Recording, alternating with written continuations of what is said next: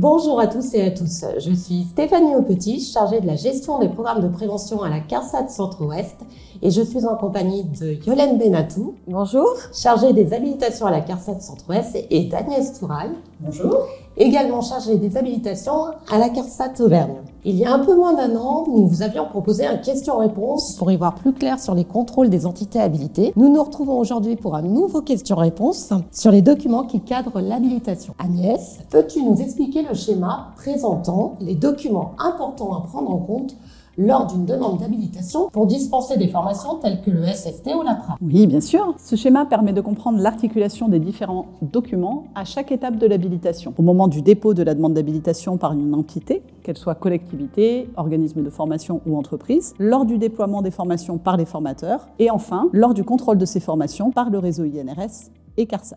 Yolène, je suis un organisme de formation ou une entreprise et je souhaite déposer une demande d'habilitation. Quel est le premier document que je dois consulter? Alors, le premier document à consulter est le règlement de l'habilitation. C'est un document juridique qui est commun à tous les dispositifs de formation. Il s'adresse principalement aux responsables de l'entité. Il cadre les missions et le fonctionnement de la Commission nationale d'habilitation et la procédure mise en place en cas de sanction ou de retrait de l'habilitation. Sur le schéma, j'ai pu voir qu'il y avait 2 cahiers des charges. Pouvez-vous nous dire pourquoi il y en a plusieurs et surtout ce qu'ils contiennent? Effectivement, il y a 2 types de cahiers des charges. Un cahier des charges des dispositions générales qui est commun à tous les dispositifs et un cahier des charges spécifique à chaque dispositif. Un pour la formation SST, un pour la formation PRAP, un pour la formation échafaudage par exemple. Les 2 types de cahiers des charges s'adressent aux responsables de l'entité et ils précisent notamment la procédure d'habilitation, les rôles et les missions de chacun, les justificatifs administratifs à fournir et également les obligations des entités. J'insiste en particulier sur l'une de ces obligations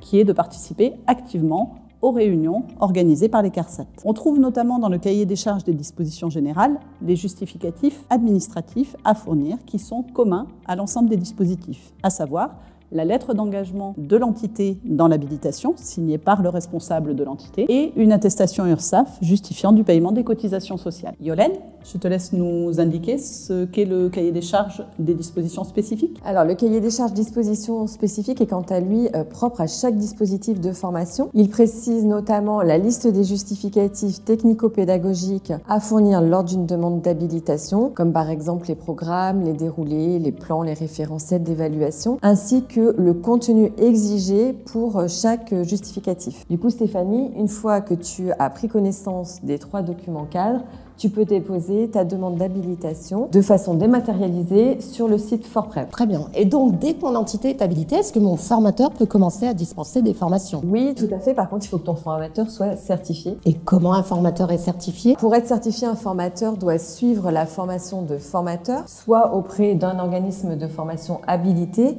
soit auprès de l'INRS. Une fois qu'il a validé sa formation et qu'il est certifié, il peut dispenser les formations conformément aux documents de référence en vigueur pour le dispositif concerné. Donc ce document de référence précise l'organisation pédagogique et logistique de la formation, le matériel obligatoire pour pouvoir animer la formation, ainsi que les référentiels de compétences, d'activités et d'évaluation. Comme je l'ai dit en introduction, lors d'un précédent question-réponse, nous avions évoqué le contrôle des entités habilitées. Est-ce que les documents que vous venez de nous présenter sont utilisés lors de ces contrôles? Oui, tout à fait. Nous nous basons sur l'ensemble de ces documents cadres et nous utilisons également le référentiel CALIPREV. Ce référentiel nous permet de nous assurer du respect des engagements pris par les entités habilitées au moment du dépôt de la demande d'habilitation. CALIPREV fait donc le lien avec l'ensemble des documents cadres. Pour en savoir plus, vous pouvez visionner la vidéo sur les contrôles qui est disponible sur le site de la CARSAT Centre-Ouest dans l'onglet Partenaires et dans la rubrique Partenaires des risques professionnels. Merci pour ces réponses claires et précises. On a bien compris quels documents consulter lors d'une demande d'habilitation, ceux sur lesquels s'appuyer pour dispenser des formations ou lors des contrôles. Ce question-réponse touche à sa fin. Auriez-vous quelque chose à rajouter? Oui, juste une petite précision. Donc, ces documents sont applicables à l'ensemble du territoire, quelle que soit l'adresse de l'entité et sa CARSAT de rattachement. Et il est vraiment important et essentiel qu'une entité qui souhaite déposer une demande d'habilitation